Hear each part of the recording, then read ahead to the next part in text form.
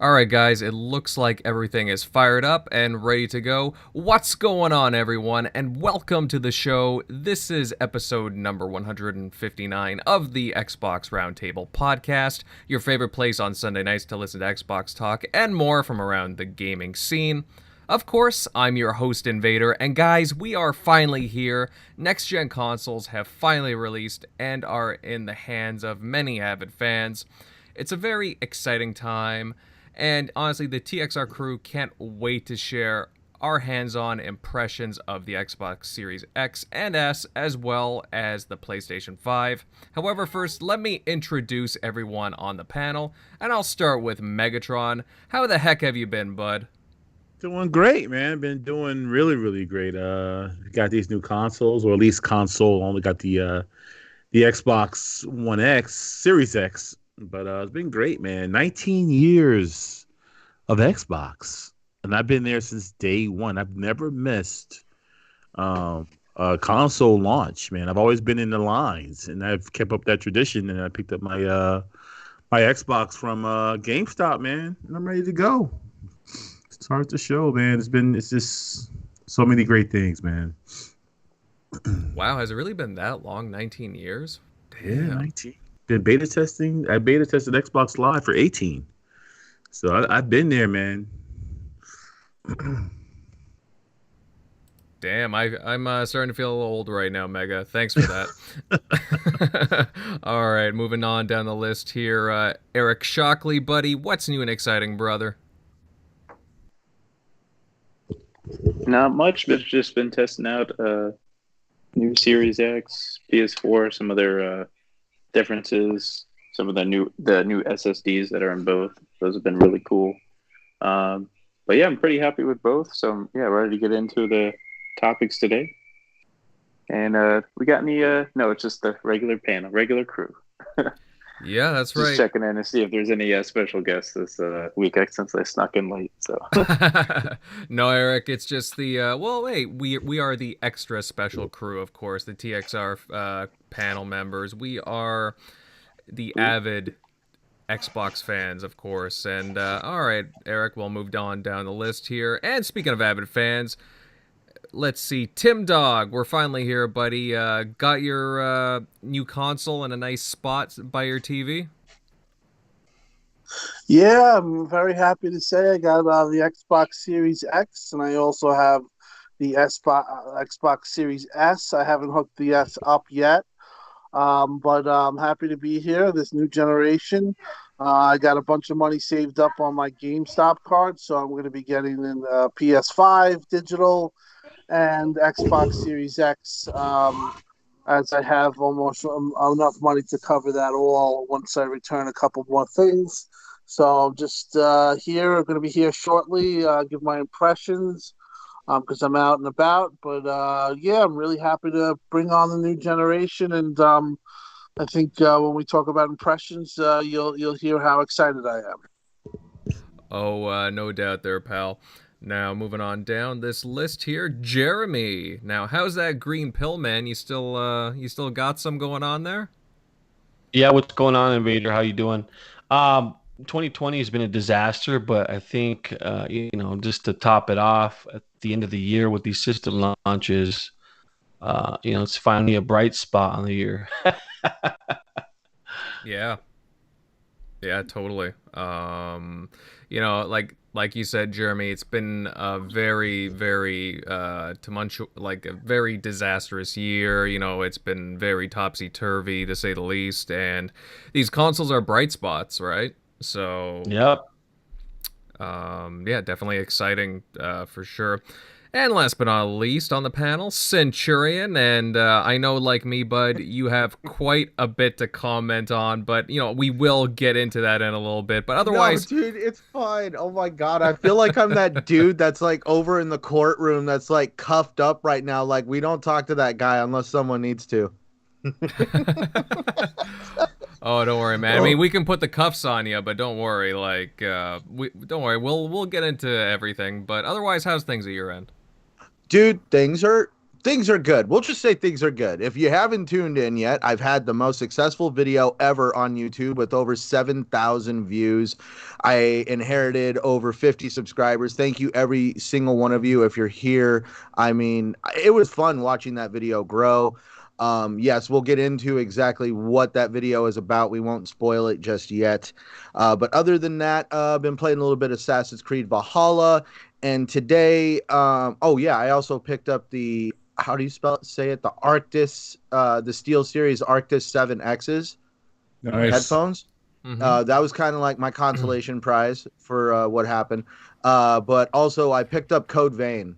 I have not played a Asian style game in a very, very long time. We're talking years.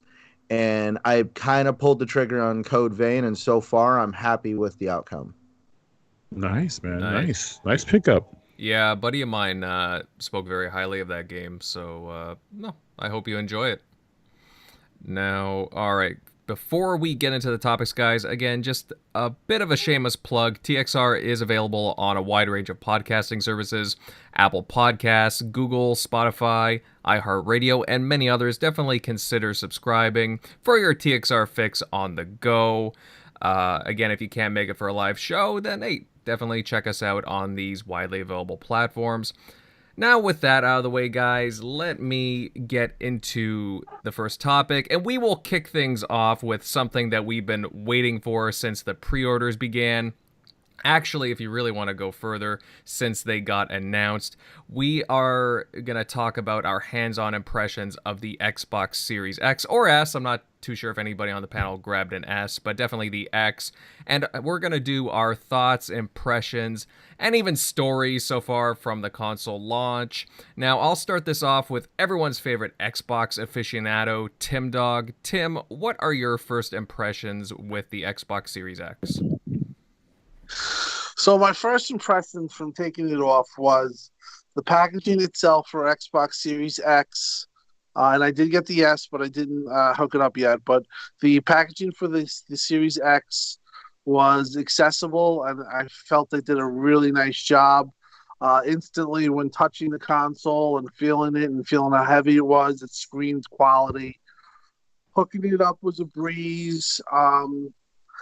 I really noticed the controller. It's definitely different than the Xbox One X. It's a more comfortable feel. It's a more tactile feel, I think, with the the triggers, and you could feel the those little what are they called, the stuff in the back, the grinds. What is that called? The Texture grip, the texture. Oh, yeah, right, yeah. texture grips, trigger grips. So I noticed that instantly. And, installing everything the first day, obviously, when I got it, the first day anytime is more, you're more waiting on, like, updates and transferring everything over. So I would say the first day, I enjoyed it, but as I went through the week, what I really noticed about the system is that it's fast. And I knew it was going to be faster, but I didn't know that it was going to be such a big difference. It's to the point where you can't go back to Xbox One X. You cannot go back. If you're like us, you're going to have a hard time going back. You power through everything. Everything is quick. The UI, while it was always good, just takes another step because it's so much faster. It's meant to be on this system. And I really was taken aback about how fast, how, responsive and everything was. And I think that's well received. I think that a lot of the positivity that you're hearing is because of that. And I think it's something that we might have looked past, but I think it's definitely making a big impression. As far as the games, I got 2K21. I recommend even though it's a lot more money, but the next generation update is really awesome.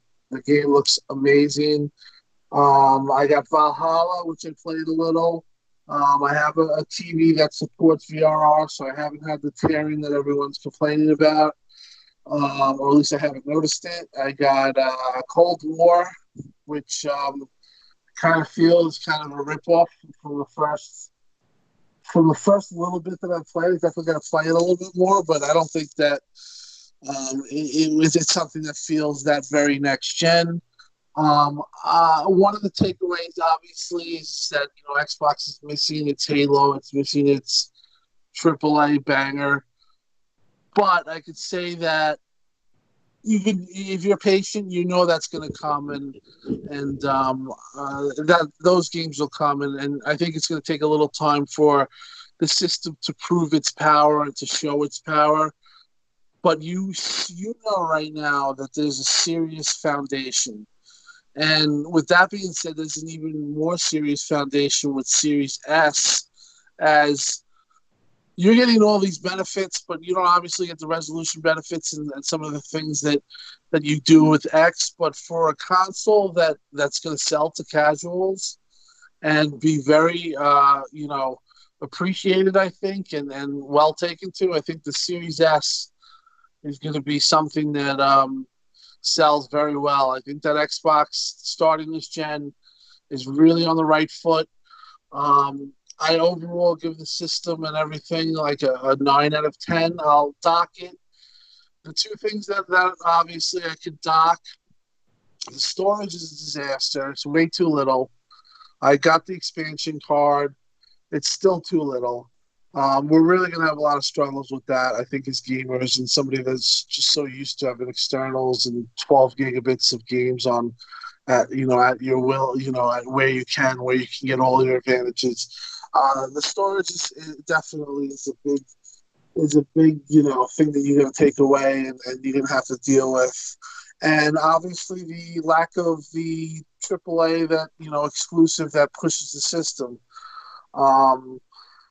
The Halo, we all know that's well chronicled about what happened, and that's the only miss, I feel. I think if they had Halo and it was up to par, I think we'd be, it'd be super elated. But I think with everything that I've said, and I'm a little long-winded now, but I think I've said that you could see this is going to be a different generation from day one than it was last generation. This generation, Xbox is going to get stronger and stronger and stronger.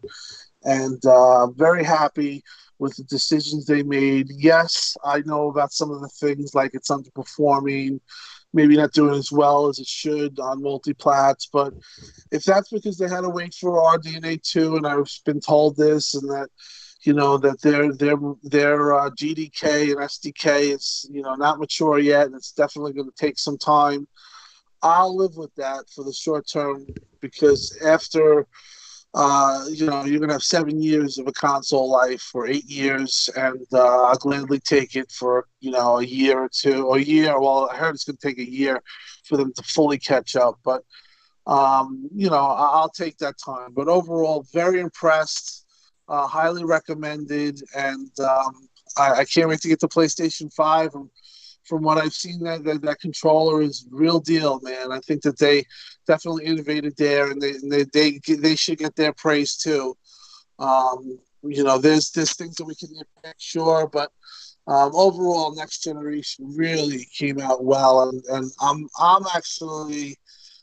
I didn't think it would be that good, even though obviously because of the game, like I said, because of the lack of games or exclusive. But just overall, very happy. You can see this is going to be an awesome generation.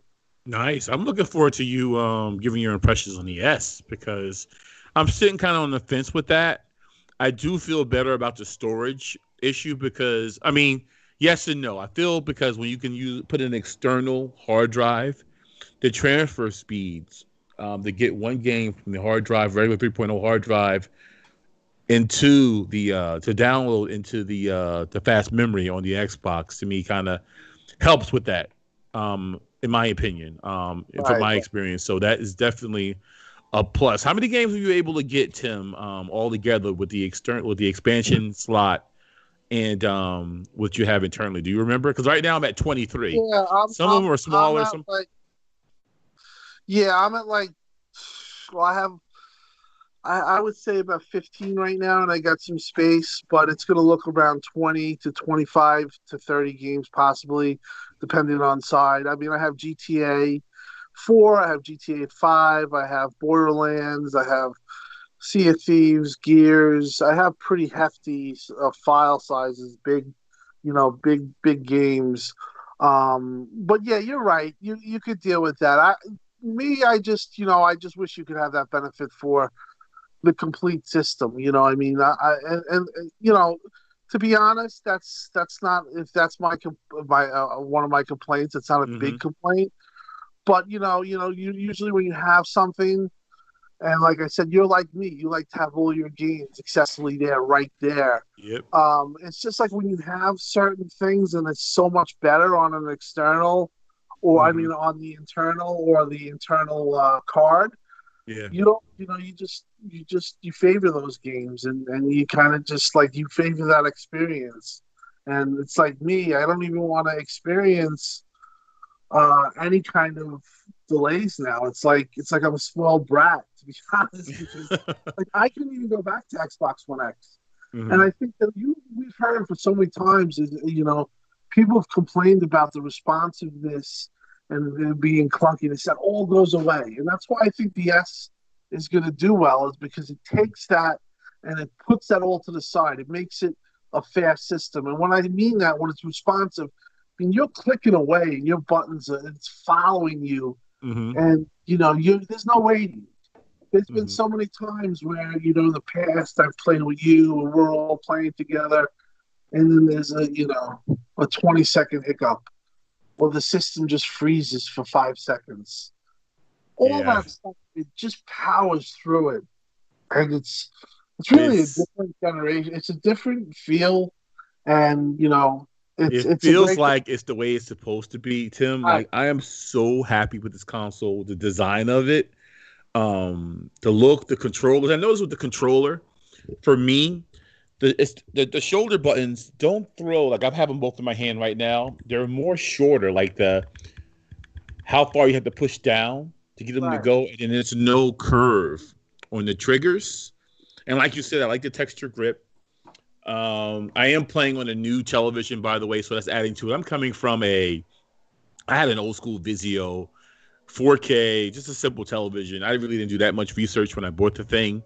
Finally upgraded to an 8K LG Dano 99, which is phenomenal. So the combination of these two things, I've been blown away about the speed of the console when I'm playing my Destiny, going in and out of menus, loading into the game. If you play Destiny long enough to know, you know what it's like to constantly load those loading screens. It can be brutal when you want to just jump right into action. And that's what I played the most. I've been hindered somewhat because of this injury that's been nagging. So I don't have as much experience as I would like, despite the fact that I had the week off. But then I put Gears. And I played Gears, the campaign. I had the pleasure of playing with Jeremy for a little bit of not too long of a time, but it was gorgeous. But when I played the multiplayer at 120 frames per second, the way it looks, how smooth it is, I've never experienced something like that in my life, ever. I guess this is where PC guys are coming from when they hear us go back and forth. I've always been a console guy. I mean, through and through, I always say, Jeremy said it in the past, 30 frames per second. We're going to push graphics and smoke and all the particle effects. I've been kind of the same way. But I'm listening to you. I don't think I can go back. I cannot go back anymore. I don't think I still have my, I collect things. I saw what you tweeted, and I don't think I can let it go. I'll just, I'll wait and just have these things just collect on my shelf. But like my other consoles, but I cannot express to you how blown away I am with how sharp Gears looks. That's my game of all the games. Ori is right there too, by the way. But out of all the games that I played, Gears of War, I don't think it's full 4K, but I don't even care. It looks so crisp and so sharp.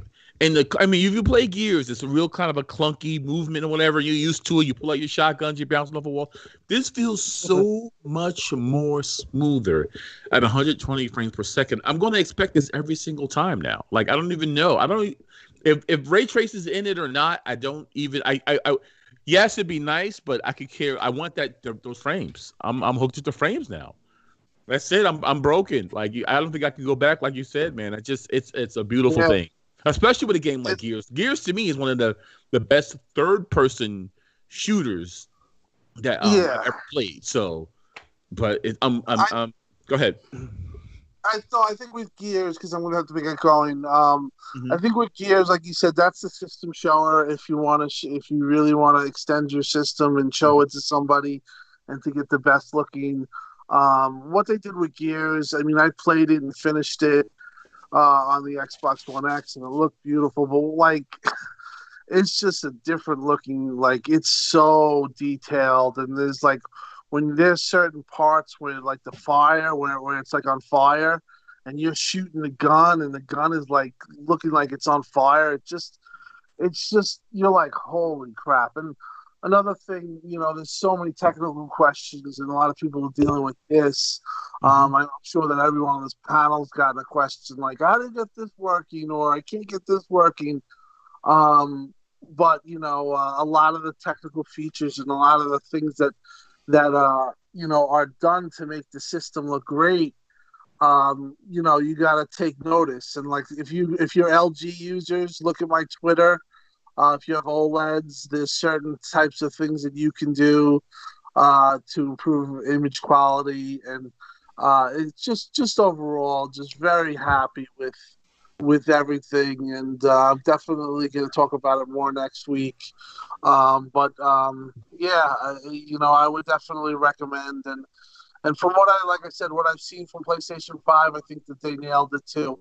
And they got some things that Xbox could probably might have to add in themselves, like that haptic trigger stuff. Mm-hmm. I seen somebody play that on Call of Duty, like you were saying pre-show that you need to get that PlayStation 5 Mega. That's the way I feel too. I just want to experience that trigger, resistance, and like shooting a machine gun. And I see there was a demonstration on Twitter. I was just like, wow. I saw that. Yeah, I think that, there's a lot of stuff that we can take away and be very happy about. I'm extremely impressed with the PS5 controller and the potential that it has, but I'm not 100% certain on first-person shooters. They're so twitchy. So I don't know if you'd be at a disadvantage if someone had it on and you had it off. I saw some people. Go ahead. You're not going to have it on during multiplayer. You'll have it on, during campaign. Most definitely. Then give me that situation. Let me feel every gun differently. Put me into that extra dimension of immersion per se, and that is to me that's what it's all about. So I was getting sick. I was getting motion sickness because I have a 70-inch TV in my room, and then granted, it's at 60 frames. It's at 60 hertz, and I was getting motion sickness from the damn thing because it was too smooth.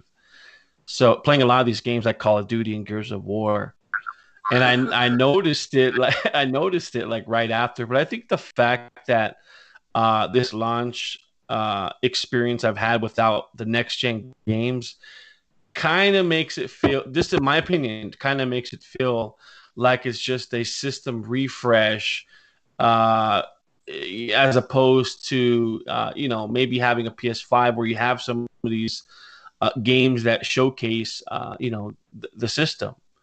And I took a lot of I watched a lot of videos on the reviews, and I took a lot of time to get just people's consensus about the whole thing.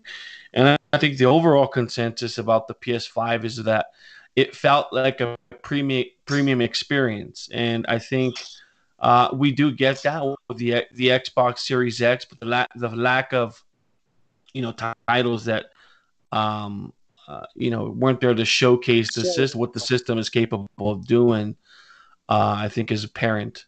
I think one thing go ahead. Go ahead. No, what were you saying? That's definitely fair. It's a fair point. I mean, no, I could take away. Yeah, I could definitely agree with that.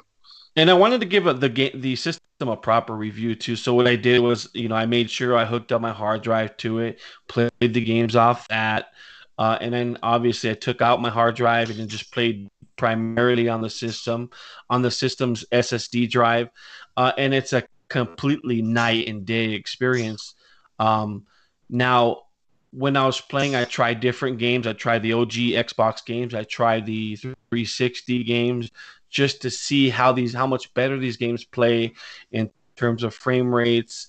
I downloaded games that were really bad frame rates, even on the X, downloaded on the system, and it has no issues. Like I forgot, that one game that was like seriously 20 frames per second, 25 frames per second. I think it's called Agony or something like that. And downloaded that one. That one runs at a 60 frames per second. And that one was jugging big time. So you can tell that the system just powers through all that stuff. Again, like Megatron said, I did play Gears of War 5 with him. Great experience on it. It's 60 frames at 4K. I know it's upscale. I mean, it upscales a little bit, and it's not completely 4K, right? No, I don't think so. Right. But I couldn't tell. I obviously couldn't tell. Like I was saying, yeah, it was 1720p. It's an average of 1720p. It's dynamic. Obviously, in the areas where it's you're getting a full, fight and everything's going crazy, it's going to get down. It averages to 720p overall. But you also you're going down a corridor when I'll tell you another game that looks phenomenal on it is Sea of Thieves. Looks great on the system. Yeah. Oh, you don't say. Yeah, I do say. I would say the new Call of Duty looks. That's probably one of the best looking, best playing games on the system to date, as of right now. And Gears of War. You guys got to try that Call of Duty. It looks amazing. So yeah, I tried it. What did you think? It sounded like Tim just went underwater. Tim, you're a little muffled. No, I'm sorry. I'm going to be getting out of here. But I tried the Call of Duty, and I got to give it a little bit more. But I was disappointed in the first start of the campaign. Mm-hmm. I pretty much got the game because of Ronald Reagan, because I saw how he was in the game, and I thought that was really cool. And, yeah. But I got to play more of it. I felt like the first mission was just, it didn't feel really next gen to me. But Ori felt amazing. And NBA 2K, I would say NBA 2K21. If you're sports fans, I'm a huge sports fan. That game is it's insane. So I hope Madden does the same deal. It follows the same thing. I don't mind paying a little extra if it's going to be like that. And I do like the new design of the controller. However, I have short, fat, stubby hands and fingers. So that being said, I have a hard time pushing that Y and right bumper at either simultaneously or consecutively. And as opposed to the original Xbox controller, I just have a hard time with it. I don't know if you guys feel the same thing, but I do have a hard time with it. But that being said, that controller, especially the bumpers, are very well done. The controller's well made. It feels great. And I do recommend. The bumpers are closer to the 360, I feel. Right. Mm-hmm. Right. Yeah, I haven't had any issues with the controller. I mean, I really do like it. It sticks to the format. It's simple. They added some features that people were talking about. Obviously, having a share button is good. I have the controller in my hand, and I do like the fact that they updated the D-pad. It's more responsive. It's very clicky now. And very clicky, yeah. Yeah, which I can definitely see the responsiveness. I really like it. Otherwise, I do really like the grips on the triggers. I still think the triggers are hands down better than over the PlayStation 5's, the DualSense, even though I am a fan of the DualSense. Well, I'll get into that later. But I do understand what you're talking about, Jeremy, at least in the sense of the bumpers. They are definitely a little more, I guess I want to say clicky as well. But otherwise, I mean, I like it. I like the controller. It's simple, but it does the job, and it's still the best controller around in the industry. Yeah, so it was it was really apparent when I was playing Devil May Cry, because in Devil May Cry, the game configuration is you use Y in the right bumper very heavily, and that's where I noticed it right off the bat with in just terms of the functionality between the regular Xbox One controller and now the new Series X controller. It was a little crampy for me, but that's just me. I have short, stubby fingers. It does sound like a weird configuration. I was getting ready to ask you, like, what game in the world are you pushing the bumper and wide at the same time? It drove me nuts. It's not the same time. It's either consecutively or simultaneously. Okay. Yeah. In some cases in Devil May Cry, you're holding down the right bumper, and then, as you're pushing the Y button, it's probably not going to seem apparent to somebody if they have longer fingers, and especially a thumb. Maybe like yourself, Megatron, but for me, it's kind of bothersome. Yeah, I do have a thumb, so that should help me with controlling the moving the controller around. I will say I've been playing some Destiny 2 with that new DLC, and that looks really good on it. One thing that no one's mentioned is the auto HDR, which I went back and I popped in Dead Space. It does a whole nice fresh coat of paint on that, giving it that HDR. Actually, I posted some pictures of it. We actually see that like light shining from like that moon or like that strong red sun that's piercing through, and actually changes his gear to kind of have some of that lighting on it where it's not really there originally. And I actually went and played some of the rare replay on the Jet Force Gemini. In that game, it's really full of color, so it really works well with that one. So that was pretty cool to put HDR in a old 64 game that I used to play. So that was pretty sweet. Nice. You guys mentioned Call of Duty. Anybody try? I heard that Digital Foundry said that they had snuck in some 120 frames per second action there in the multiplayer. You guys tried that at all, or any of you? Was that for Warzone? Was it Warzone? I don't know which mode it was for, but I didn't try it, but I tried the campaign. I would tell you it was smooth enough to make me motion sickness. Oh, wow. I have a feeling it was an update to Warzone, but I could be mistaken. But I do remember seeing some stuff kind of flying around like the on Twitter there. But honestly, guys, would you mind if I raise a question? Yeah, go ahead. For it. No, I want to just kind of go back to I guess the earlier statements about there's no game to really show off the true power of the Series X. I mean, I think Gears is one of them. What are you looking for them to show off? What am I looking for them to show off? I mean, just in terms of raw. I don't know. I just want a next gen experience. You go and I know you could say that the multiplayer is 120 frames per second. That could be a next gen experience. Some of the ray tracing in Watch Dogs can be next gen experience. I just want things. To me, Spider-Man and even Demon Souls, they look like a next gen experience. And but with Spider-Man, it's not really like a next gen. Like if you play it, it's just like you're playing with a different character style because Miles is different. But it's like you're playing that game. So what about Demons? I mean, what about Demon Souls? There's also the other issue that people Demon Souls looks great. It might be the best looking. I'm playing it right now. It might be the best looking one. But when you pop in Gears is definitely holds its own against it. Like you're playing with the maxed out ultra settings of a PC. That's basically when you look at the detail. Yeah, that's basically what we're looking at. Trying to hopefully these consoles do that and not just stick to low settings like they did. Last gen, just with some 4K, but it's ultra low settings. I think the thing that I was looking for is, when we played the 360, we knew what we got, and then when we upgraded to our Xbox One, it was clear that Rise, Son of Rome, was above and beyond better than anything that can be delivered on the 360. Would we all agree to that? So. Yeah.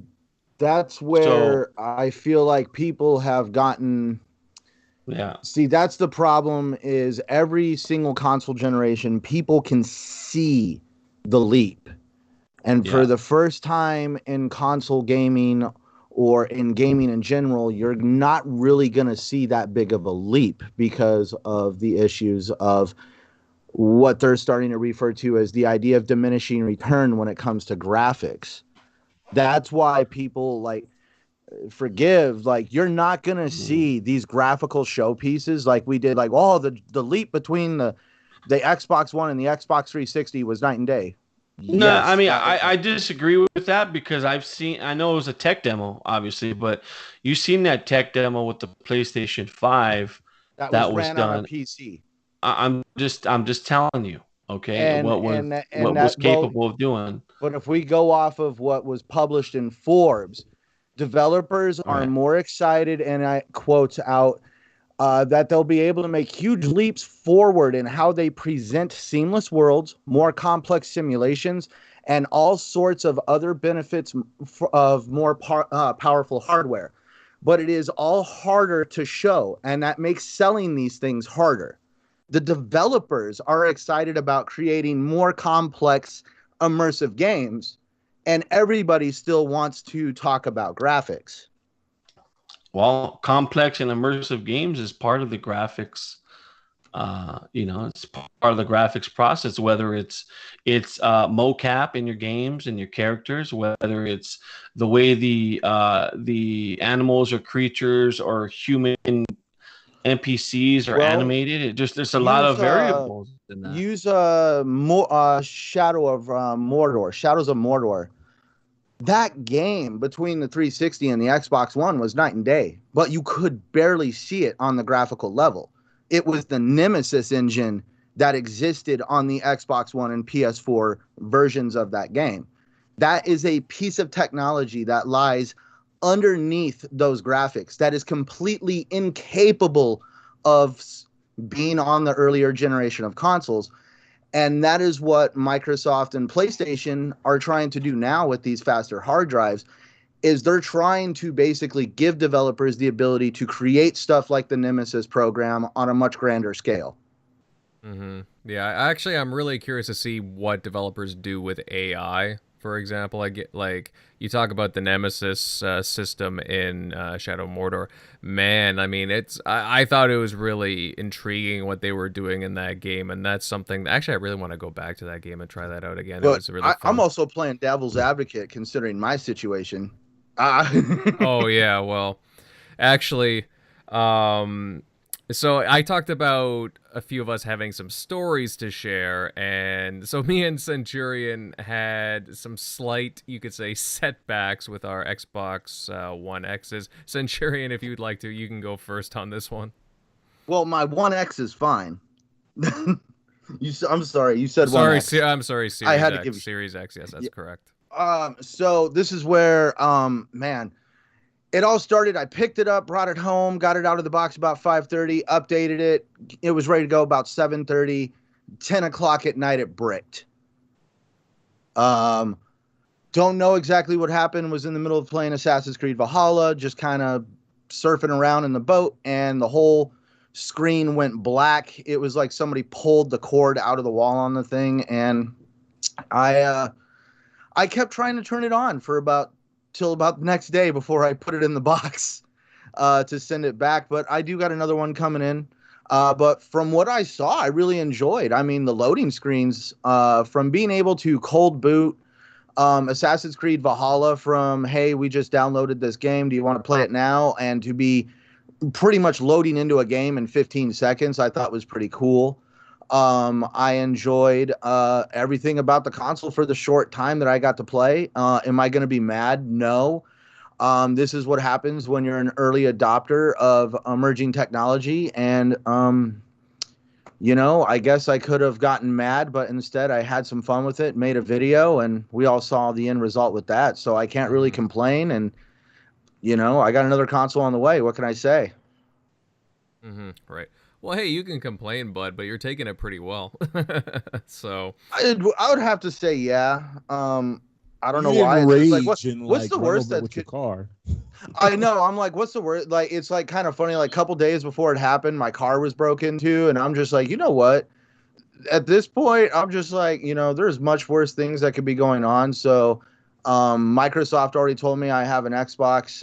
They're just waiting for my other one to show up, because UPS wanted to take that thing on a sightseeing tour of the United States before they took it to Microsoft. But anyways, yeah, as soon as it gets to Microsoft, I'll have another one on the way, and that's why I prefer to buy my stuff through Microsoft. I've never really had too big of an issue with Microsoft and customer support. Is this my first time having a console crap out? No. My first ever Xbox One popped the hard drive, had to return it, and got another one. Shortly when the Xbox One X came out, I got a Scorpio edition. Ironically, 9 months in, it popped the hard drive. They actually replaced it with another Scorpio, which I thought was really cool, especially 9 months after they came out. So, I mean, Microsoft has always kind of came through for me, so I'm not going to exactly tear them down for this. 19 years, and I still have my original OG Xbox, ladies and gentlemen. That's it. Just never had an issue with that. So, Wow. Man, I was too young to really appreciate consoles. That's why, like, I'll give Downer credit. Yeah, I'm a fraud. I'm in the bushes. I used to be that young kid that would trade everything as soon as I saw the next best hot thing come out. And yeah, I never knew the true value of going back to playing older games until long after you got rid of that first console. Right. Yeah, I had an issue as well with my Series X. So when I booted up the console and started setting things up, I noticed a whole bunch of little black and white bricks appearing all over the screen. I had shared it with, over on social media. Obviously, I shared it with you guys, and it was just really weird. And I knew something was up as soon as I saw these little dots and bricks appear.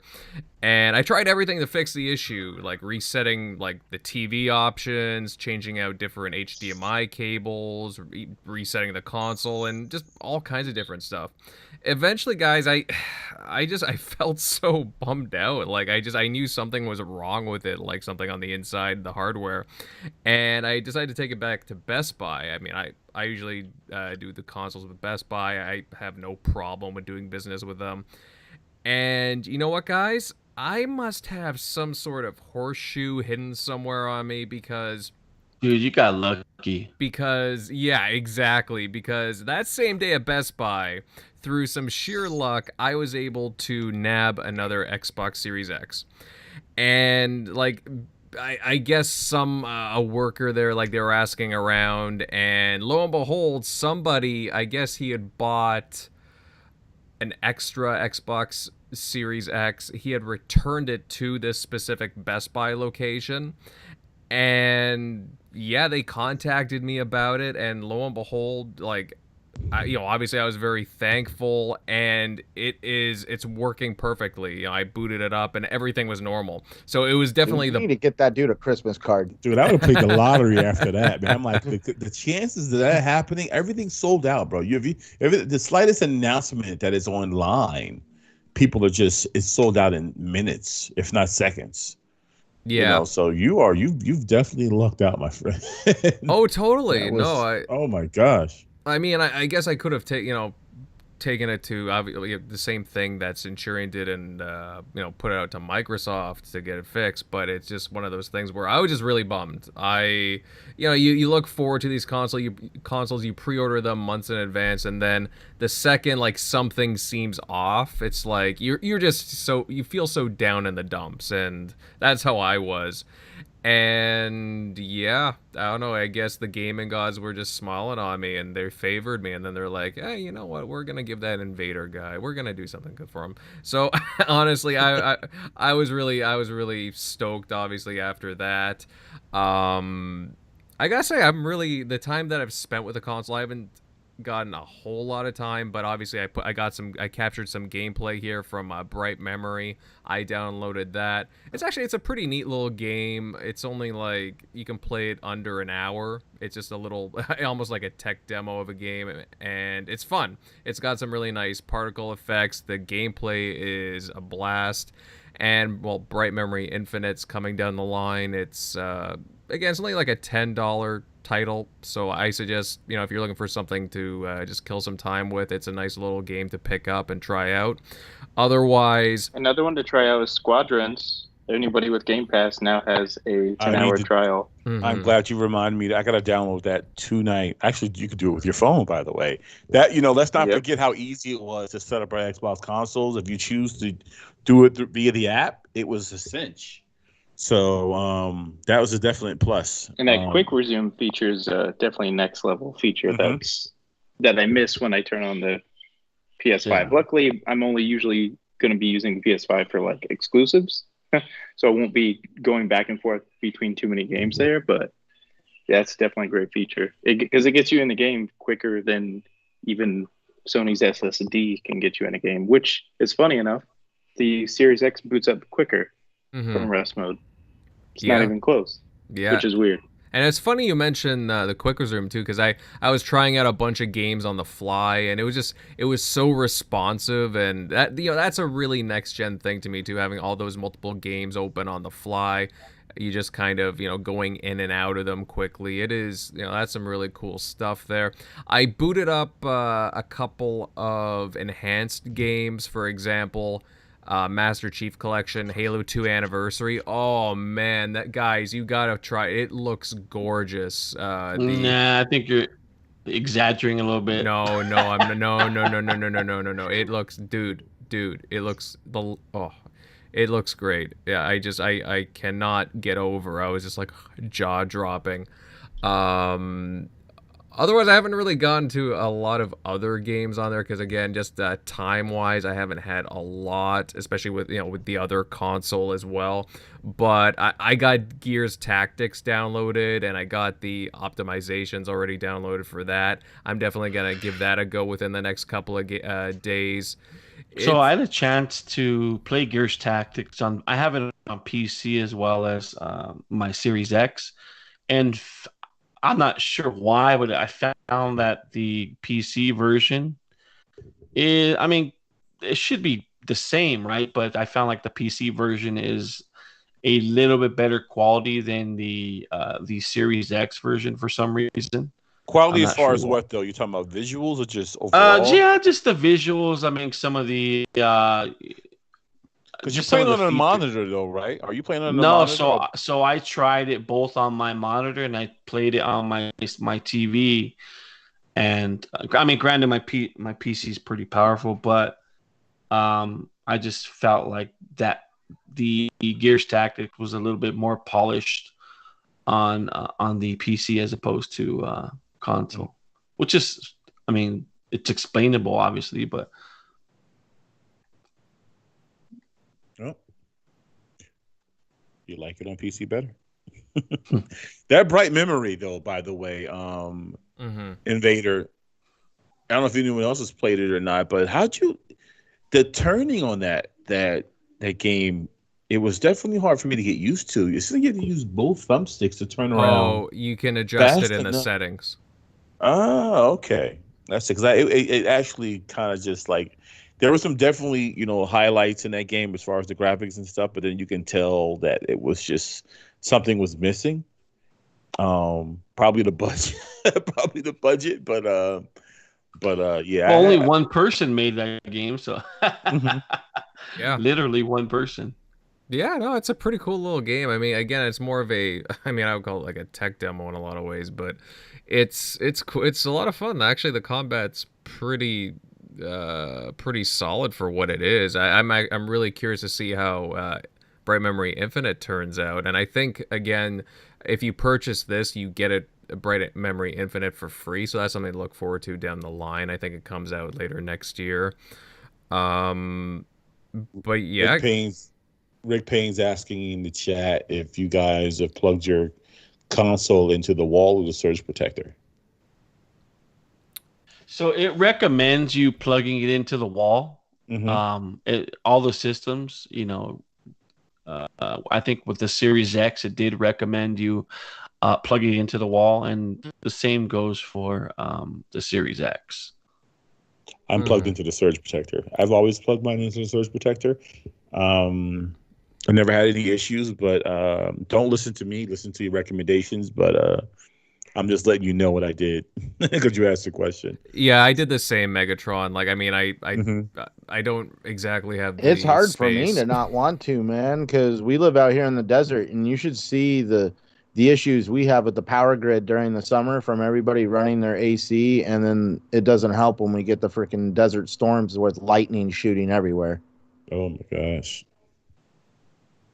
So yeah, well, for me, surge protectors, I've heard the same thing. I'm trying to figure it out in my own damn head. Like, do I plug this thing into the wall?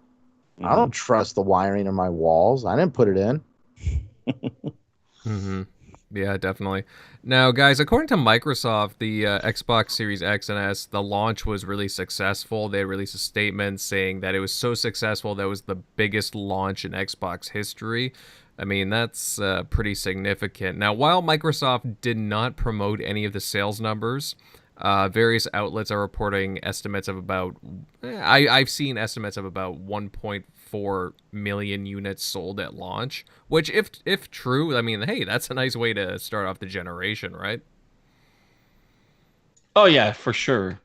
I mean, how would they get that number? I would assume from the retailers, guesstimating on retailers, how many systems they got, and just estimating.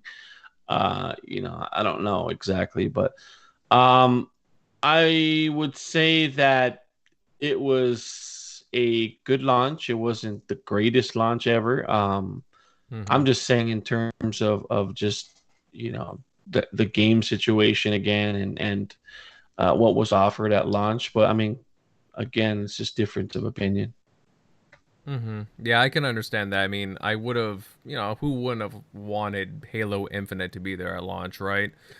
Right. But the situation being it is what it is, I still have all kinds of games to play. It's a different situation at this launch as opposed to what it was with the Xbox One's launch, right? We didn't have backwards compatibility. We didn't have a lot of the features that we're used to now. And I don't want to say we're spoiled by any means, but we have a lot of advantages that we did at the start of this generation than as opposed to the last one. So either way, guys, there's lots and lots of stuff to game on, and I'm trying to be pretty optimistic about this. And just the consoles themselves, the Xbox Series X is such a smooth console. And another thing that I really like about it too, it is really quiet. That fan, honestly, it does not make any noise at all. Yeah, I've played different games. Playing a game. Oh, go ahead. Sorry. I was going to say, it's as loud as playing his game, or playing a game. Well, actually, it's almost quieter than the PS5 when the PS5 is actually just downloading a game. Like I was playing Destiny 2, and you have to put your ear right up against the vent to just hear like the air, like the thing is like almost dead silent. Yeah, it was the first thing I did too. I tested the heat. I put my hand. I have mine. So we got to answer this question too. So first, I'm going to say that I have my console laying horizontally. I couldn't stand it up in my entertainment unit. But first thing I did, I played something intensive like Gears, and I felt it, and it felt cool. You could feel the warm air coming out the top of it. I couldn't hear a thing at all. I mean, I'm assuming that there is some noise if I have gotten close enough to it. But I do have it in a well-ventilated area. My entertainment system is open. But yeah, I'm laying my console down, and so far so good. No issues.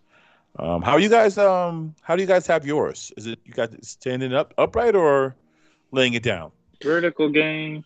Yeah. Yeah, I have mine standing up. It fits nicely in my TV console. And there's enough space for the air to move around. So I think, it's good as far as that goes. And again, it's quiet, very quiet. You can't even tell it's there. But going back to, I think I was a little disappointed too that Minecraft was not upgraded with the with the ray tracing at launch. I felt like we were going to get that at launch, and I'm in the beta Minecraft too, and I can't play it with all the upscaling and ray tracing in it. It's the options are there. You can go to in my beta version of Minecraft, I can go to it and see the options available. However, I cannot change the settings on it yet. Mm-hmm. So I was a little disappointed in that. You'll get there eventually, I think. Minecraft is such a big title for gaming, not just Microsoft, but just gaming in general. That just, I think, when the time is right, eventually they'll flick that switch. Yeah, so. And I would like to see some sort of roadmap from Xbox, whether it's the games that are going to be upgraded in the near future, whether it's a week from now or a month from now or even 6 months from now. I want some sort of roadmap for for us to be excited for some of these games that are going to be upgraded in the future. I think that'll be wise on Microsoft's part to do that. I think you guys would want that too, some sort of roadmap on say, hey, this is going to happen in a week or two, a month or two, and you're going to get these upgraded games for free or for 10, whatever the price is. I think they need to do something like that. I just kind of expect it, so it's not something I'm looking for them to say, when. It's just, if they're going to do it, it's just when. I thought you were going to mention something more about just games, period. And as far as that's concerned, with all the acquisitions, I don't. That to me that changed my whole thinking. I'm confident that they're going to definitely have titles in the future. I just think you hear about Sony's Q1. What's on tap for Q1, and that's in the launch window for Sony. You got you got the new Gran Turismo game, you got Ratchet and Clank coming out, and I feel like in order to Xbox needs to counter some of that with some sort of roadmap, because if not, it's going to be a long 2 years. I mean, wouldn't you guys agree, until we get some of this, or however long it takes to get some of these games that were being promised to us, in the near future. Mm-hmm. It's going to be a long 2 years. Yeah, there's definitely going to be some Bethesda games dropping. Like their big publisher, they have stuff before they were getting bought by Microsoft that was going to come out next year that they haven't announced. So there's going to be definitely some games, especially with Halo, and it's probably some of these other studios that we haven't seen. So. Mm-hmm. Mm-hmm. Yeah, and that's a fair comment, Jeremy. And like Shockley said, we will definitely see some games that we weren't expecting. For all we know, we could see Prey 2, for example, or something new out of, again, all these studios they just bought. We still don't know about Compulsion, what they're working on.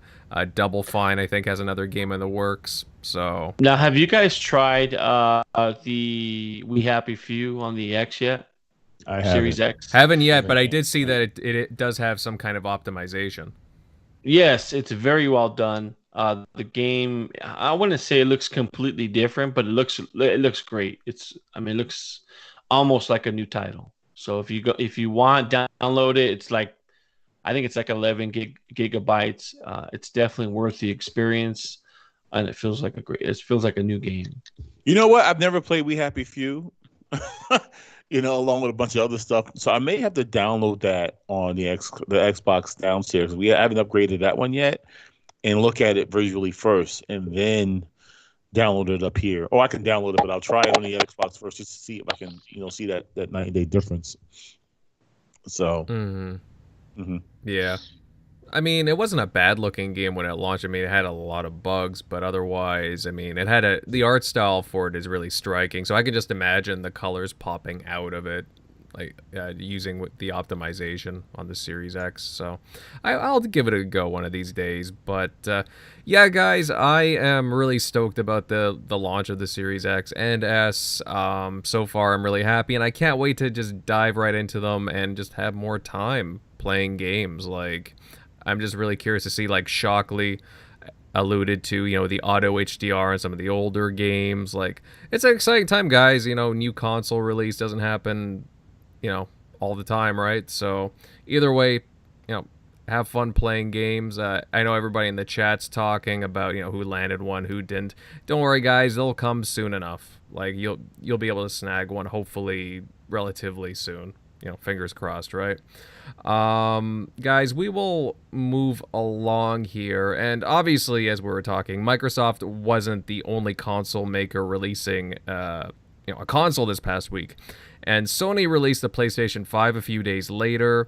I know a few people on the panel got it day one. And I'm just curious to hear, what the first impressions are on this sucker. Now, Eric, I know you managed to snag one day one. Why don't you start off with us here? What are some of your thoughts on the PlayStation 5 after spending a few days with it? Oh, you say me? Sorry, my signal cut out there for a second. Okay. No, it's been pretty good, pretty cool. Definitely upgraded download speeds compared to the PS4 Pro. That was usually pretty slow in my experience, but the games now are downloading very quick. So I think they've maybe I don't know if they've upped the cap. That if you have fast internet, you can actually use those speeds. So that's been definitely great. Definitely with the controller. Finally, they're upgraded. It definitely feels like an Xbox controller as far as like the outline, like the feel. So it definitely feels way better in the hands. Would you agree, Shock, that the way the games boot up, it just feels like almost back to the cartridge days, man? Yeah, definitely. Almost. Yeah, they boot up super quick. I got the digital one, so I'm happy about that because this console is freaking huge. So whatever we can cut down on the size is great. Trying to think of, I did pick up Miles Morales, and I was kind of bummed because I wanted to jump into Spider-Man Remastered because I didn't finish it, but the save's not ready until like after Thanksgiving, where you can transfer your save. So definitely looking into finishing Miles Morales. Started Demon Souls. It definitely looks pretty stellar. I wouldn't say it looks like way better than Gears. So I mean, they're pretty on par, but it is not maybe a newer experience because it's a remake. Looks like a 1-for-1 remake of the PS3 title. So I don't feel like there's a next gen game. They're killing it over Xbox as far as like new content that's available first party day one. But it's not like the past console generations where it's like, oh, okay, this thing looks next level. Whereas like, no, especially if you've played on PC, nothing really feels like, oh, wow, my mind's blown here. But I think we're not going to see that from either console for maybe a couple of years because they both have roadmaps for the next 1 or 2 years of probably doing a lot of cross-gen games. So you're probably going to just see like, the differences in polish. We'll probably see it with Cyberpunk hopefully soon. Hopefully they have that next-gen update ready since they're delaying the game into oblivion. So hopefully that's ready next month if it comes out next month.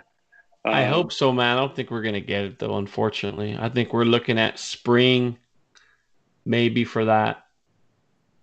I think they just want to get that game out and released. I mean, the game's finished. You can play it from start to finish. However, they're getting the bugs kinked out. Which game? I'm sorry. Which game are you guys talking about? Cyberpunk. Okay. Let's just be upfront. It's all due to getting it working on the Xbox One and the PS4. Mm-hmm. Probably. All the articles I've read, everything I've seen, the developer CD Projekt Red came out and said that this is a next gen game, even though it is going to work on the older generation of consoles. The holdback is regrettably starting to look like the older generation of consoles. There's just issues that the game isn't working right. Right. Mm-hmm. So, and they want it to launch on all platforms on the same day. And that's really what's starting to turn into the hiccup. That's kind of like why they wrote that letter saying that, we're trying to get it on this many platforms. I think it's like 9. So that's where they're running That's a into some issues. huge undertaking. Yeah. So, and even though Xbox and PlayStation, I believe, both came out and actually kind of gave their thumbs up on saying that, yeah, we'll throw the game on there. I guess CD Projekt Red did not want to put their reputation on the issues the games were having. So therefore, actually, from what I saw, CD Projekt Red was the ones that decided to delay it. Yeah, I mean, we know this game is just going to be an amazing piece of just artwork, in my opinion. I mean, it's going to be one of these games that just defines a generation, just like The Witcher 3 did with that game. I think Cyberpunk is just one of those games again. We know what CD Projekt Red is capable of doing and the quality that they produce. But Cyberpunk was very ambitious from the get-go. You know, I mean, it's been 10 years now, I think, since the game, they originally announced the game. I think back in, I want to say 10 years, so 2010. And I just think it's going to be worth the wait. I think when people play it, go ahead. That's where people get confused on how, like, why would you create a game this ambitious? Because, you know, when it comes to technology, sometimes you can actually predict where technology is going to be at by a certain date and time. But obviously there's going to be hiccups and delays that kind of hinder that. And we all see that with, the start of CD Projekt Red. They were probably hoping that technology would probably be further ahead than what it is, and now they're having to make up for that. You know, sometimes you got to wait until technology catches up in this case, and you know, the same thing goes for movies and films. You know, the same could be said about when George Lucas wanted to create the prequels. I know you guys probably don't like the prequels, but I love them. In terms, I actually like them. Yeah, I like them. But in terms of what they did for its time and some of the things they did with the CGI, it was groundbreaking. You know, Industrial Light and Magic, with the things that they did were the same as they did when did they come out? 78. I forgot when the original Star Wars came out. So yeah, he created ILM to basically do the effects for the original Star Wars, like that whole scene of the Death Star, of the X-Wings flying around and it like, you know, and the parts of the Death Star are exploding and you can see it in the background. Pretty much that whole thing was built in a parking lot outside, and they did all the shooting. That, you know, that's why I love watching older movies, because they didn't just throw it in a computer. They had to actually physically create these experiences. But that's where ILM slowly became the go-to source for pretty much computer graphics, because they were the ones that kind of helped make it possible in the original Jurassic Park. Jurassic Park was the first heavily commercially used showing of how you can use computer graphics in a movie to basically simulate something that is not there. And ILM was the ones that helped cook that up.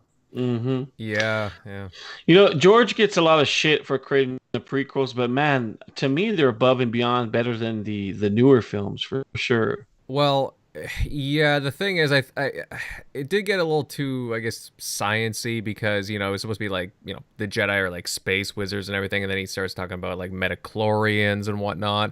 But I will say that as far as consistency goes, comparing the prequels to the newer trilogy, to me, guys, hands down, the prequels in hindsight are better off, in my opinion. So. But that's just me. I know everyone has different tastes, but yes, that's my take. But guys, like, I haven't had a PlayStation 5 in, well, at least a generation or two, or PlayStation, I should say. But the PS5 right now, like, I've played, I don't know if you have, Shock, but I played a bit of that Astro's Playroom just because it was, you know, it was free, right? And I'm actually having a little bit of fun with it. You know, it's a fun little platformer that you can like screw around with, and I don't know, I think it's a nice way to introduce people to the controller. Have you tried it out yet? Yeah, I tried it out a little bit. I mean, it's kind of similar to what Nintendo did with the Switch, which also has haptic feedback. I guess the main difference would be the adaptive triggers. So those are kind of cool, but I mean, we'll see how much. I mean, it's a good start versus what the Switch had, because the Switch, it kind of like you don't hear about it anymore. So it's like, is it just going to go? If there are third parties, first parties can actually, keep going with it, or is it going to end up being like kind of a gimmick? But so far, it looks like that's, because what with the rumble triggers on the Xbox really was only Forza, maybe some other racing games that really used it. You didn't really hear about it. I don't know if was it really used in shooters. I don't think it was. Well, but hopefully with everything going on with the Dual Shock and all the positive feedback that it's getting, maybe Microsoft will, maybe want to tune things up some more, I guess, at least with their first-party studios, and taking advantage of that. Christopher Hart, he's saying the PS5 is the DualSense is an evolution in gaming, and it blew him away. So, and we can definitely attest to that. Let's just put it this way, and I'm not trying to be like an arrogant a-hole, but if Microsoft really wanted to, we have met some of the hardware engineers at Microsoft, and we know some of these guys could really cook up some really cool, amazing stuff if Microsoft unleashed them. Yeah, almost definitely. There's a lot of talent over there. It's just more so just, they kind of go back and forth with great ideas amongst the hardware guys. They have adaptive triggers, but the triggers are still better on the Xbox controller. I mean, well, like the sticks are still in the wrong place, so you can only do so much. Well, we could talk about that. I'm just saying I always look at the adaptive controller, which is honestly probably one of the best inventions in gaming, purely because it increased the accessibility for a lot of people to be able to play games. For example, UK Dazarus had a stroke, and somebody gifted him an adaptive controller, and he learned how to play games all over again on a different controller. And how's he doing, by the way? Oh, he's doing good. Right? I mean, he's always posting videos. He's got back at work full now, motion. full time. Yeah, he's back at work now. He's a good dude. That guy's a good dude. Yes, he is. Yeah, I remember when I first started listening to podcasts, I totally was like, who's this UK Dazarus guy? Like, everybody knows him. I was like, this dude has to be like a made man here in the community. Right. Well, he posted a video today playing Dirt 5 with one hand. So yeah. It's been a uphill battle for him for sure, but he's been making such good progress. I'm glad that he's sticking with obviously his physiotherapy and just getting back into things, right? And gaming is really picking him up now, and I'm really happy to see that he's still continuing with the hobby, and he seems to be doing really better. So honestly, Daz, if you're listening to this, which I have a pretty good feeling he'll be listening to this when he wakes up in the morning, glad to see you're doing better, pal, and hopefully you can play more games soon. But very good dude. And gaming differently with Cerebral Paul in the chat says I have an adaptive controller. Oh, that's nice, man. Yeah, those adaptive controllers are pretty cool. I'm glad Microsoft thought about those because it gives a lot of people a chance to game. So good on Microsoft. Yeah, that came with the adaptive controller. For those of you who don't know, it came with them. That idea I think came somewhat with them developing the Elite controller.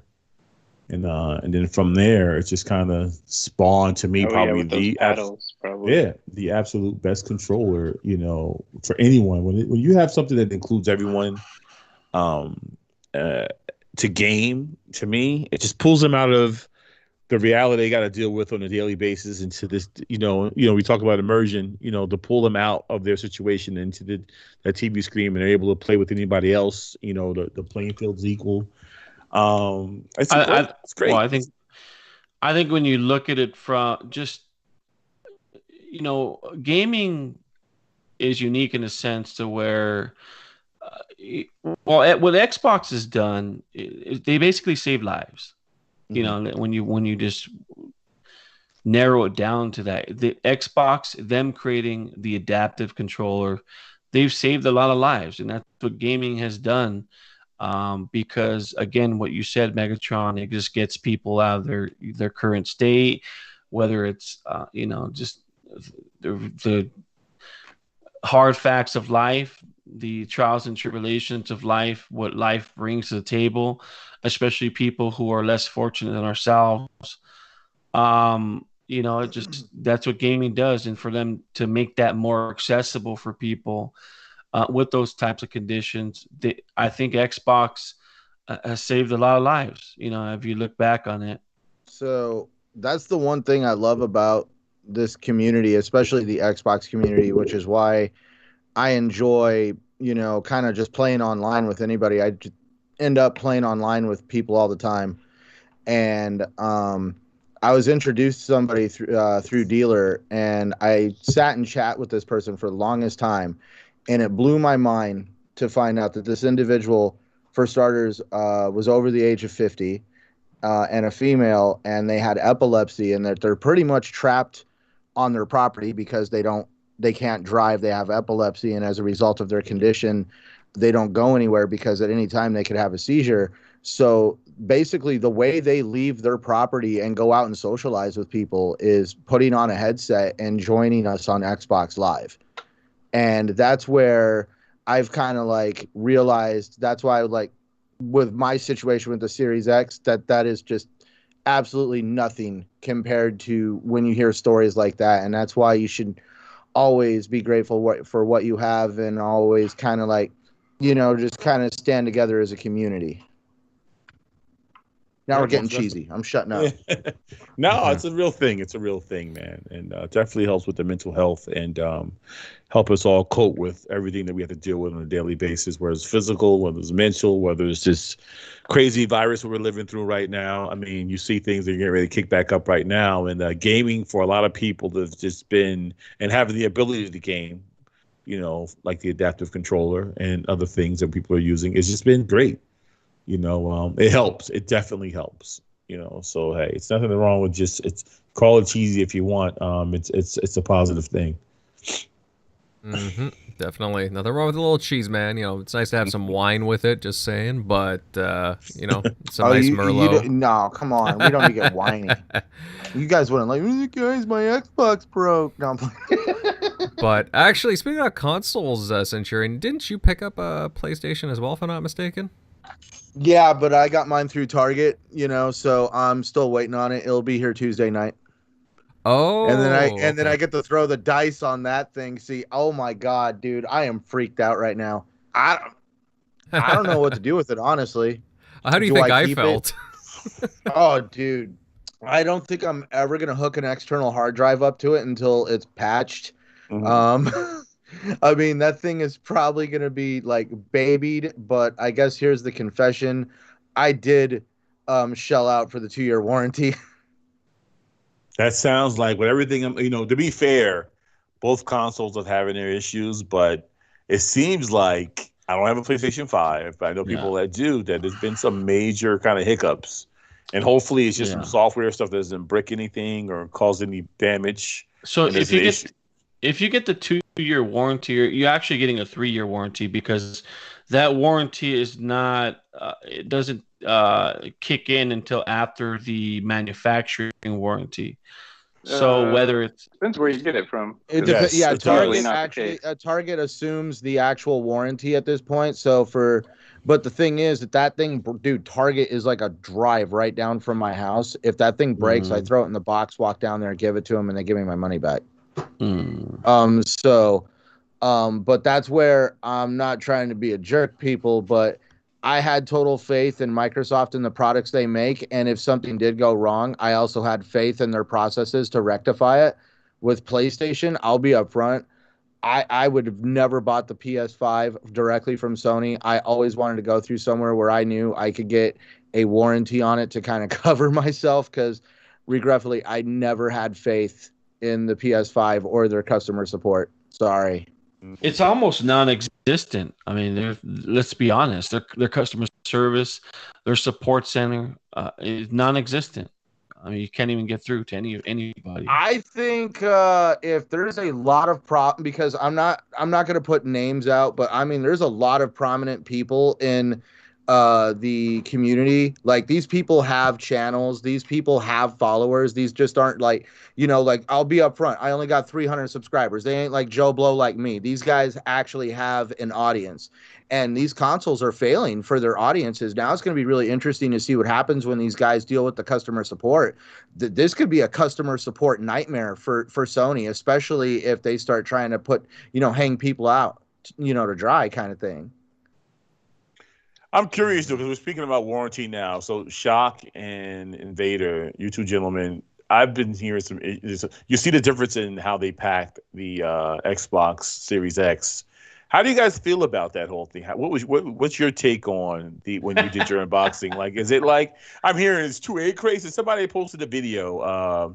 I guess it's a big time YouTuber. He just like stops for a second in the middle of I guess shooting live, and he just like says, "This is it." I mean, what's your take on everything? Is it as bad as everyone says it is, or is it just? I mean, you think it's something that's like just being just some fanboy thing, or just using the fuel, just looking for an excuse to just talk bad about PlayStation, or you think it's some legitimacy? Our GameStop warned us that the handles have been breaking off. Mm-hmm. Like when you actually, and Solid Rev had one too. I think it was Solid Rev. Mm-hmm. Where he opened the box and the handle was just completely broken off. So like it happened to a couple of people that walked out the store that were just like snapping, and it dropped like 2 feet or a foot. Oh, but yeah, God. I shipped one, and I already felt like, man, I got to really package the box that I'm shipping it in, because there's just no protection on the side. Like if someone were to like sit on the side of the box, like there's nothing. The egg cartons are on the Does it move around console. There's nothing in the middle to really protect it if someone like sat on the box. Mm-hmm. Does it move around in the packaging? No, it's pretty secure with those egg crates like at the ends to like foot, so it's not moving. It's just if anything's placed on top of it. That Series X, when I got it from Microsoft, I mean, like literally every square inch of that thing. Like they thought out the pack. No, I'm talking like the cardboard box that the actual retail box with the Series X in it came in. I mean, like they literally filled every square inch of that box with something. What? Of where that mini fridge, where that guy was throwing the mini fridge on top of it, and he was waiting for it to shut off, and it was still like running. And it killed the mini fridge. Yeah, people, if you haven't checked this video out, this person literally breaks a mini fridge, air quotation marks, trying to break a Series X. When the video ended, wasn't still on, even though the fridge was like in a couple pieces? Yeah, it was still running. Such a joke, though. I don't know. I mean, you could have donated that thing to charity, something, the Boys and Girls Club. It's better ways to get clicks. I mean, I would have definitely better off. You want clicks and likes, do some good and just donate it to a charity, whether it's your PlayStation or an Xbox. I mean, whatever you choose, and I think that would have gave you just as much of like that was clicks. At least an entertaining one versus the people that just set it on fire. What about the entertaining tweet from Xbox? Can't believe we have to say this, but please do not blow vapor into your consoles. Dude, it's like everybody has lost their minds. It's like being quarantined and given new consoles, apparently people have been really bored.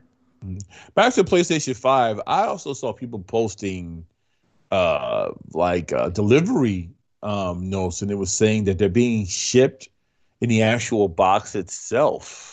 No, I think that was Target saying it because they're saying like there's not, if it's being shipped as a gift, there's no way for them to, there's no way to hide what it is. So it's not that they were still shipping in a box. Apparently someone underneath it was like, no, this is their disclaimer of saying like, if you're shipping as a gift, they're going to know what it is by like their shipping information or something. But yeah, there's no way they're doing that because otherwise someone's just going to jacket in between that. So if there's a PS5 just sitting on your porch, well, I'm glad you said you cleared that up. Yeah, like someone's instantly gonna steal it. Someone dumpster dived from my empty box out of the dumpster because I went back out there and was like, that box is gone and the trash man hasn't came. Someone dug in to grab my digital PS5 box. Wow, damn. So if they want that and they're willing to go in the dumpster for it, you can tell, like, yeah, those things would all they would just be that would be bad on Target's part because they would just be out money because those would just be massively stolen. Now, if they were just sitting on your porch like that. So again, I've unboxed both the Series X and PlayStation 5, and I gotta say, I gotta agree with Centurion. I just found that Microsoft was in a completely different like step above Sony when it came with the unboxing strategies here. There's some more elegance to the Series X. You know, when you open it, it says "Power Your Dreams," and that big black brick is just sitting there, and it's nice and it's wrapped up kind of nice. And I had Sony fans saying that was just for the influencers, the packaging when they were first opening. It was like, that's not what retailers are getting. That's just what they gave those special people. I'm like, no. And that's where you can see like that they're kind of like disappointed, like that the packaging was like only that. Well, people forget. Because they're thinking that's like for special people. That's not for retail. Well, people forget how the Xbox One was packaged too. It was kind of packaged a little similarly. I mean, obviously it was a massive console in itself, but you know, it had like I did always appreciate that Microsoft put some effort into their boxes and how they make a nice presentation for their console and their products. I've always used their boxes to like take it places like with the 360. That there, at least I had the like original 360 box that was well packaged, and I used the day one box for a bit. Yeah, you know, if I had to move it somewhere. I still have mine actually, so it's collecting dust somewhere. But as far as the PlayStation 5 goes, I mean, it does the job. Like, I don't think it's as bad as some people make it out to be, but like, it's very simple and plain, and they could have put a little bit more thought into it. Just saying, Sony. But otherwise, I mean, I'm just, it's okay. But I'm looking forward to the console, spending more time with them. I got Demon Souls, so, I'm going to get my ass whooped probably tomorrow night as I first play it. I need someone to play on that system. And, yeah, I mean, from what I can tell, it looks pretty good. I just, I hope I don't encounter any of those console bricking situations. So fingers crossed on that, fellas. Just turn it off for now. Don't use rest mode, apparently. yeah, guys, you gotta be careful with that. Rest mode is a no-no, apparently, which I do not have it on. But so far, yeah, I mean, it's quiet, runs pretty smoothly, and I'm enjoying it. But, you know what, fellas, we will be heading into what's looking like our last topic tonight. And it looks like Microsoft isn't the only publisher stocking up on studios. Now, earlier this week, it was announced that Take-Two has acquired UK publisher Codemasters. Now, I mean, to me, this is a pretty big move, as Codemasters has a wide range of IP. They've been around for, I think, since the mid-'80s. And they specifically the last decade, they've been doing very successfully with racing games such as Formula 1, Dirt, Grid, and Onrush, just to name a select few. Now, Jeremy, we've been seeing a lot of big names get brought up lately. Is this a good purchase for Take-Two overall? Yeah, I mean, Codemasters is a very good company. They make great racing games. I know that for a fact, but they've published some great titles in the past for Xbox and 360. And Xbox One. I think some of the top of my head were the very surprising Rise of the Argonauts. I know they didn't develop the game, but they had the foresight to publish the game, which was a great game. And Invader, you're very familiar with the Overlord franchises. Yes. They also published that one. But they're known for their racing franchises and for what they have and what kind of resources they have and what they develop for. I would say that they're an above average developer. It's one of these companies to where they make very polished products, of great looking games, great playing games. The gameplay on these games are outstanding. And it was a good pickup. I think I'm not sure why Take-Two would purchase them, just for the simple fact that maybe it's to fill a void, just some sort of void with it. I'm not sure. I'm kind of puzzled by it for sure. So, but I think it was a good move on their part for sure. Yeah.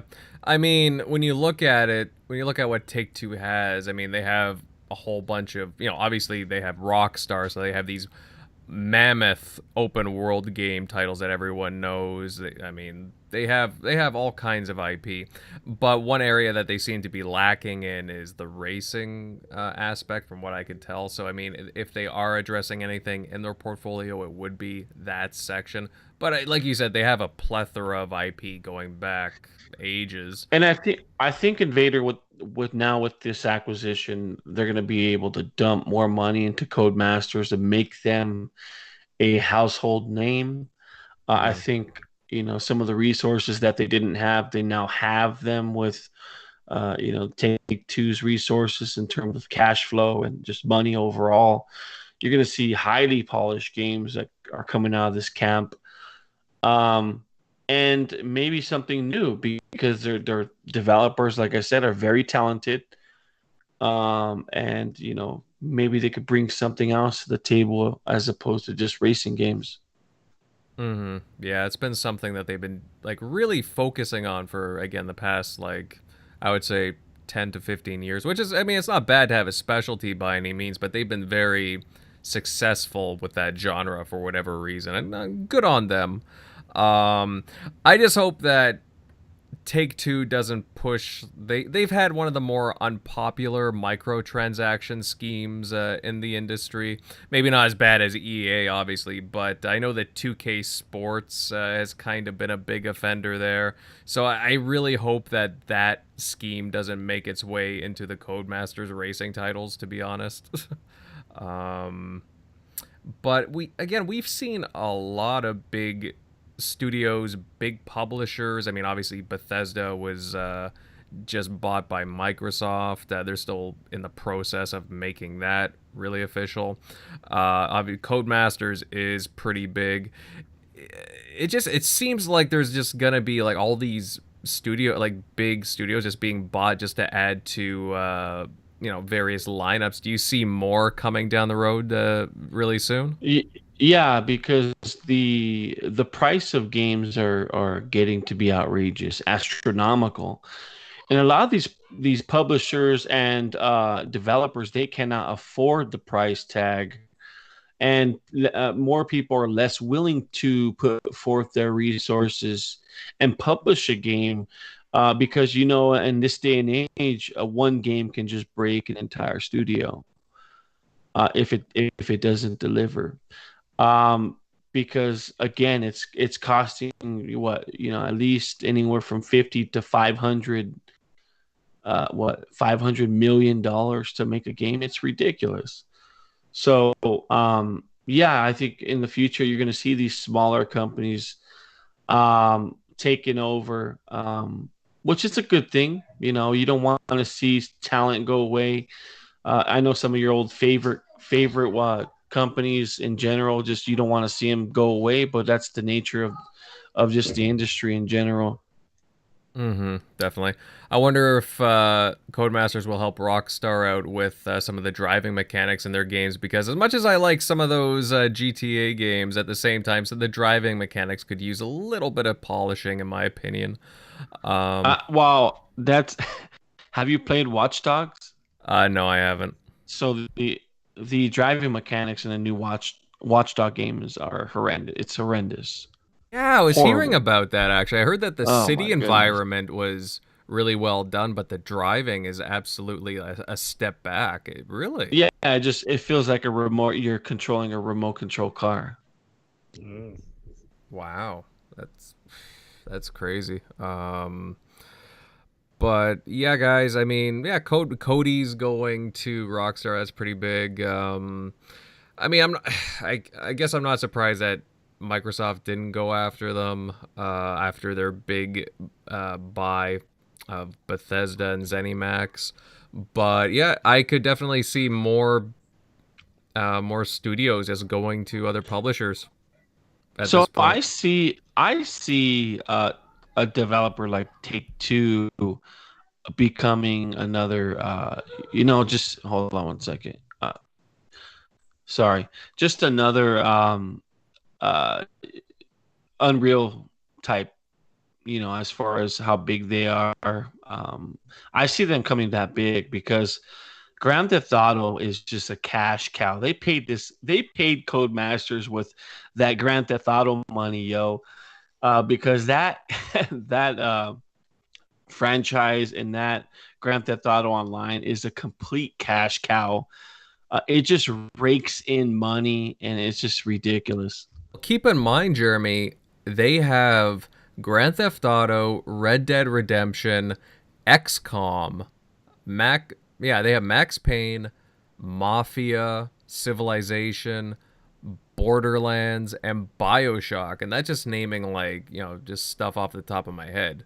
Like, they have a really impressive pedigree of IP. Right. I mean, the problem is they release these games, it's few and far between. A lot of these titles, we just can't wait for them to come out because they're such good titles. Grand Theft Auto takes 5, we won't get another I don't even think we'll get another Grand Theft Auto, considering the fact that, again, Grand Theft Auto Online is just raking in the money and they can just upgrade it off that. But they're not going to build a Grand Theft Auto anytime soon, for sure. I thought they were working on something. Wasn't there some type of announcement or some kind of, teasing? I thought they... No. No? No. You go look that up. But, I didn't hear anything. Had it been a big deal, though, if Microsoft would have acquired Codemasters? I don't know if they need them, to be honest with you, Megatron, because they already got... We have Turn 10. We have, because I think Codemasters, I think, racing games. Yeah. To be honest. I mean, to me, it would have been like just kind of, meh. There's no point. I mean, there's no point to buy them at all. Why would you buy Codemasters when you have Turn 10, like you said? And Playground as well. And Playground. For almost $1 billion. Yeah. Wow. Damn. Well, I mean, they do have a bit of pedigree there for sure, but it just, for Microsoft though, it didn't. That move just doesn't make a lot of sense. So I can see why they wouldn't have been involved there. But I mean, Sony could have gotten in on that, but Sony can't afford a big player. Even for $1 billion, they can't. They can't do it. Because even if they have the money, it'd be a so much bigger risk. Right. Of their free capital, where for Microsoft it'd be like a tiny percentage. Yep. True.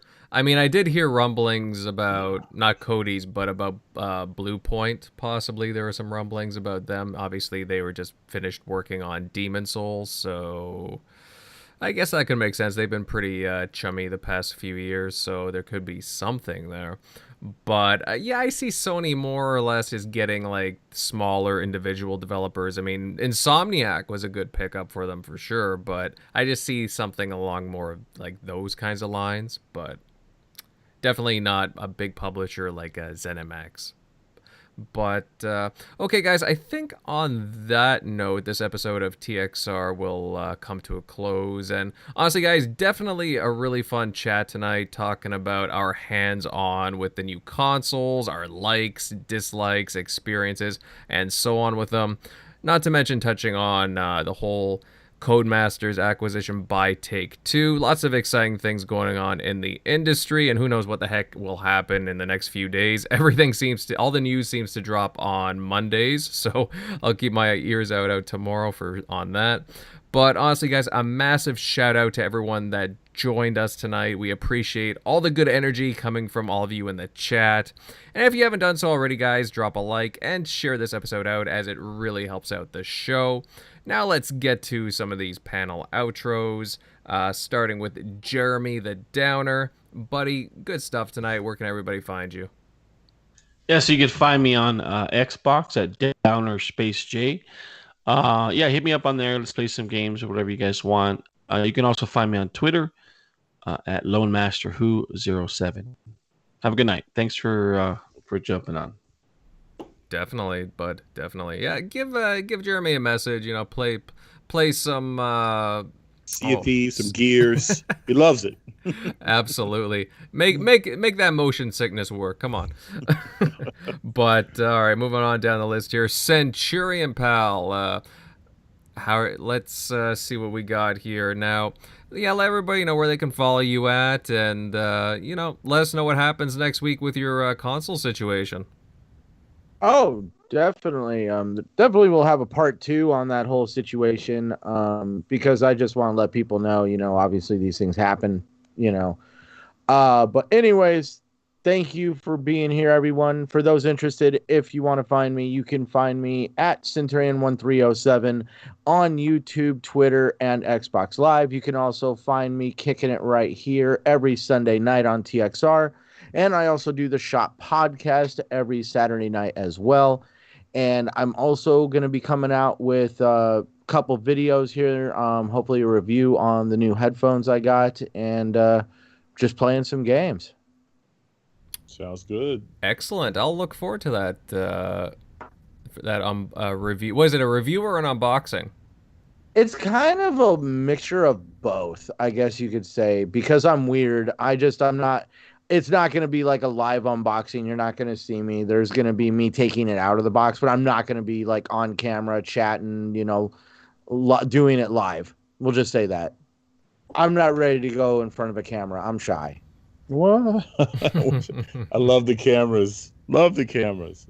I need to get my setup straight so I can get in front of the cameras. Yeah, but then I show my face on the TXR, and all of a sudden you guys get a strike because a lot of people felt assaulted by my face, and so I just don't want to do that to you guys.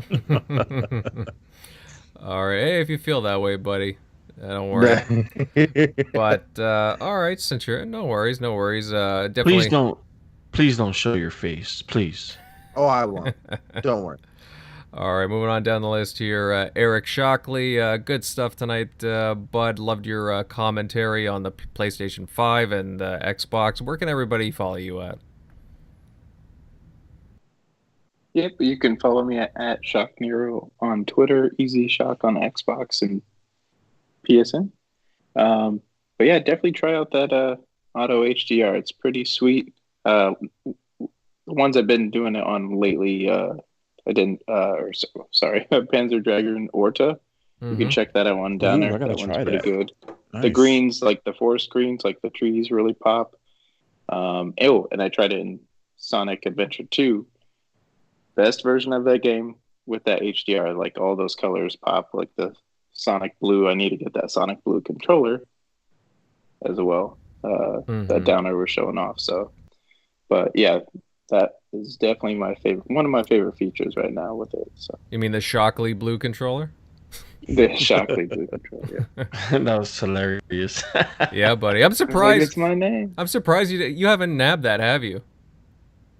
No, I figured I'd just wait on that.